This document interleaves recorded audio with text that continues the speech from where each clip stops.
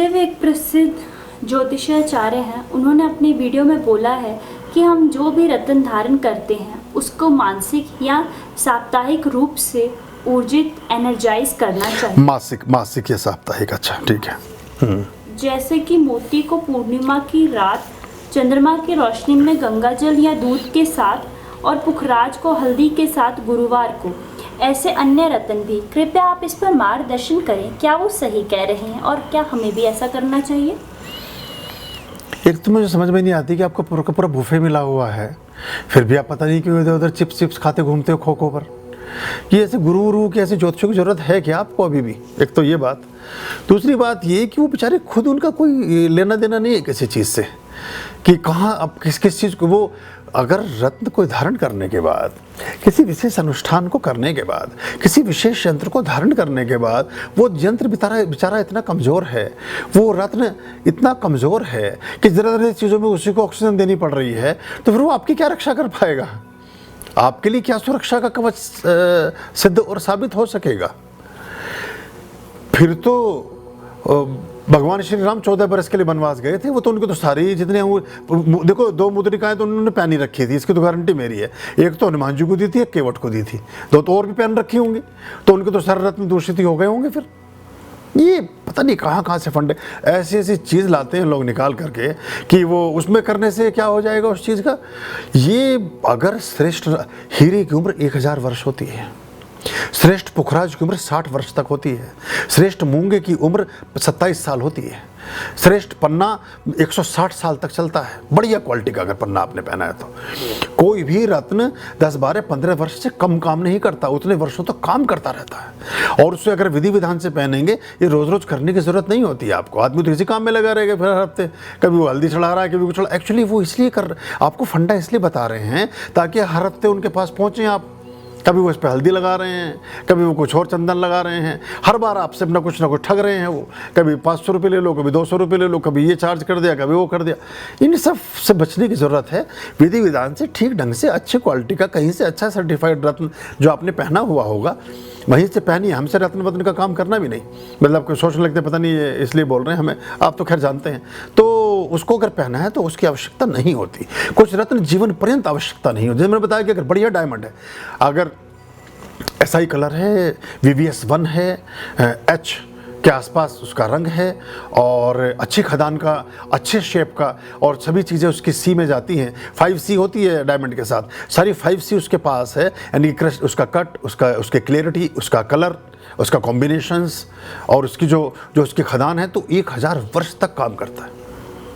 1000 वर्ष तक काम करता है। ये तो वो मयूर सिंहासन, तख्ते ताउस अभी तक काम कर रहा है। तख्ते ताउस युधिष्ठिर के समय का बना हुआ कोहिनूर।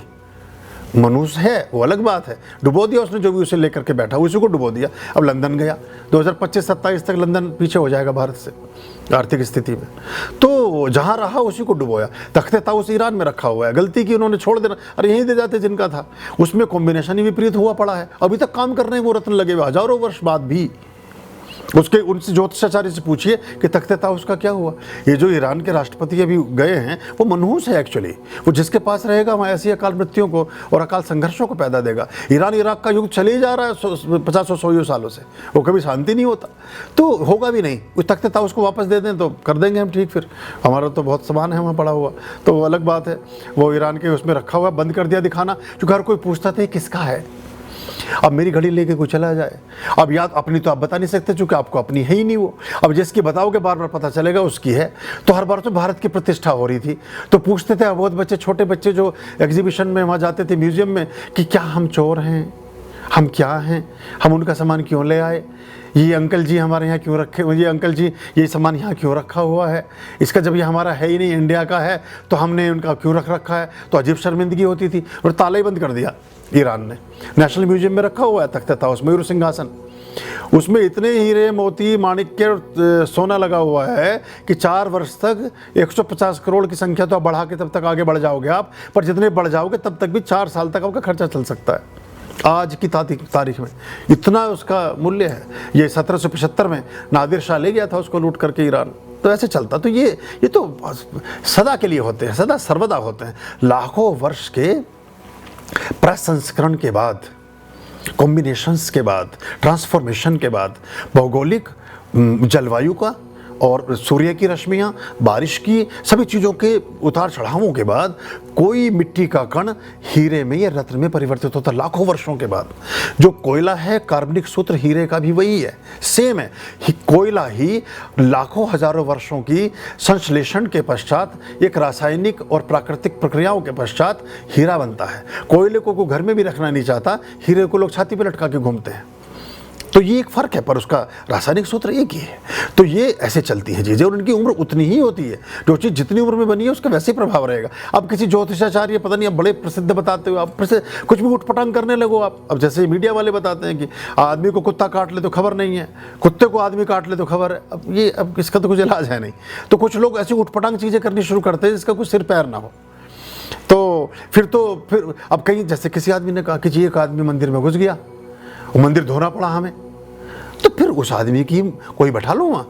अगर इतना प्रभावी है कि परमात्मा को भी अपवित्र कर दिया जिसने, तो फिर तो भाई उस आदमी के पैर पकड़ने की जरूरत है। फिर परमात्मा दूषित हो गया उसको देखने से। अजीब नौटंकी है। परमात्मा के तो परिधि में भी कोई चला जाए तो दिगंत तक, जन्म जन्मांतर तक उसकी आत्मा की पवित्रता हो जाती है। जब आप एक किसी ज्योतिर्लिंगम के दर्शन करके वहाँ महाअनुष्ठान कराते हैं, आपके जीवन में कितना बड़ा बदलाव होता है आप सोच भी नहीं सकते। रामेश्वरम आप करके आए हो, आप मुझे अगले साल बात करना मुझसे फरवरी में, आपके जीवन के कितने सारे पैच खुल जाएंगे और कहाँ के कहाँ पहुँच जाएंगे आप, और किस तरह से आप। हालांकि बहुत लोग मुझसे शेयर कर रहे हैं कि रामेश्वरम के बाद कुछ अजीबोगरीब सी स्थिति हो गई है सकारात्मक रूप से, हम पॉजिटिवली किसी और ढंग से अपनी लाइफ को चेंज देख रहे हैं। तो वो तो उसका प्रभाव है। तो ये बड़े चीज़ें और इनको रिप्रेजेंट करने वाले जो ये हमारे तत्व हैं, ये उस तरह से चलते हैं। अब किसी को कुछ पता सता नहीं है, वो बहुत तरह की बेचारी महिलाएँ, अब उनके कुछ काम वाम है नहीं, तो वो बैठ जाती हैं सज सजा के, रंग बिरंगी हो करके। कभी कभी कोई मुझे शॉर्ट वॉट भेजता है तो लोगों का मनोरंजन हो रहा है, वो खुश हो रहे हैं उसमें, तो अपना उस तरह से चलता है। अब ज्योतिष वोतिष का तो क्या लेना देना है, तो ऐसे है सिस्टम। अब कुछ तो करने को चाहिए ना। अब उसमें ये भी है कि महिलाओं के साथ और भी कुछ विवशताएँ हैं बेचारियों के, तो उस तरह चलता है।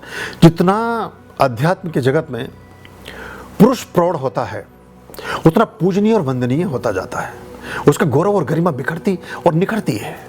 और स्त्रियाँ जितनी बढ़ती जाती हैं इसमें, वो उनका थोड़ा तो उन्हें डर लगता है इस बात से, इसलिए थोड़ा सा वो अपनी प्रोटेक्शन के लिए सब कर रही हैं। अगर वो सिंहासन यहाँ वापस आ गया तो हमारे देश के लिए शुभ रहेगा। ठीक ठाक कर लेंगे ना उसको, ठोक पीट के उसमें से फालतू सामान निकाल के दाएं बाएं कर देंगे और बाकी चीज़ को ठीक करके चला। हमारा तो था ही वो, जिस व्यक्ति का मूल तत्व और मूल प्रतिष्ठा, मूल धन, मूल भाव, मूल विचार जिस चीज़ में संचित और निहित होता है, वही व्यक्ति उसका भोक्ता होता है। अगर मैंने बहुत मनोयोग से, बहुत अपने जीवन का कठिन परिश्रम और बड़े मनोभाव से किसी वस्तु और किसी पदार्थ को खरीदा है, तो श्रेष्ठ अर्थों में मैं ही उसका भोग कर सकूंगा। और उसे किसी ने उठा लिया। अभी देखिए, जिनके महलों में हजारों रंग के फानूस थे, झाड़ उनकी कब्र पर हैं और निशान कुछ भी नहीं। अरे जिन्होंने 17 बार, 16 बार, 50 बार, 100 बार पूरी दुनिया को लूट लिया, और वहाँ क्या है?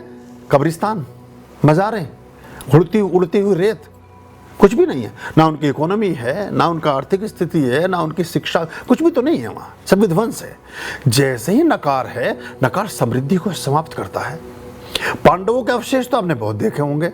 आपको द्रौपदी कूप मिलेगा जब द्रौपदी नहाती थी, आपको द्रौपदी के बहुत सारे वो मिलेंगे, आपको रामायण के बहुत सारे मिलेंगे, आपको दानवों का मिलेगा क्या कहीं कुछ?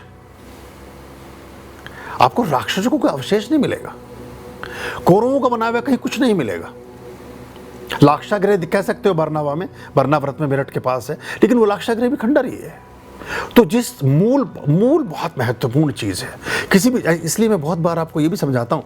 अब वो चर्चा तो कहीं कहीं पहुँचेगी, चूँकि मुझे छेड़ा है आपने, तो मैं इसलिए कहता हूँ कभी कभी बहुत ज़्यादा शेयर वेयर करके भी काम ना किया करो, किसी गाड़ियों में भी समझौता ना किया करो आने में।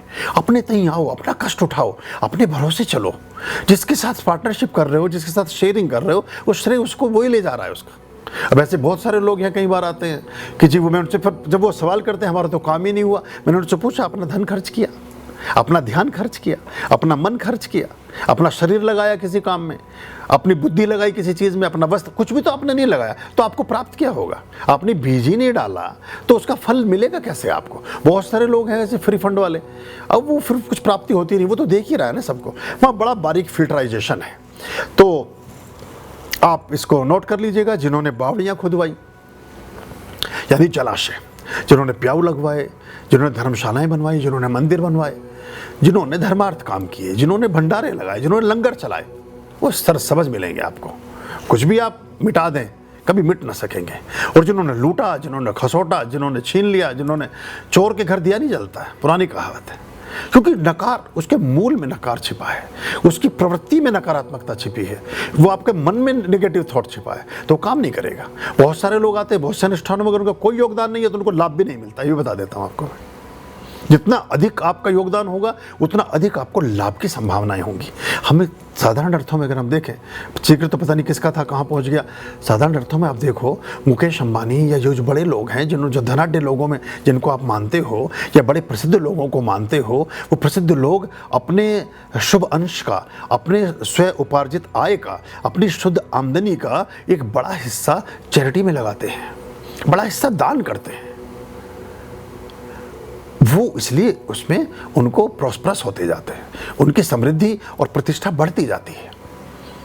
तो कई बार हम चीज़ों को ठीक से समझ नहीं पाते, इसलिए हमें मुश्किलात आती हैं। तो ये भी हमें एक समझने वाली बात है। जी। आर्याम अभयाम भज